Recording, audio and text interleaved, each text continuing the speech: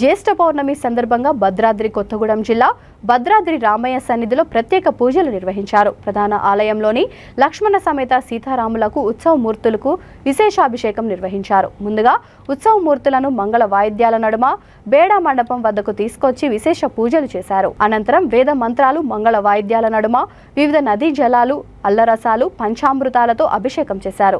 వివిధ ద్రవ్యాలతో అభిషేకం చేస్తూ స్వామివారికి దీపధూప నైవేద్యాలు సమర్పించారు. ఈ ఉత్సవంలో భాగంగా సాయంత్రం స్వామివారికి తిరువీధి సేవ నిర్వహించనున్నారు.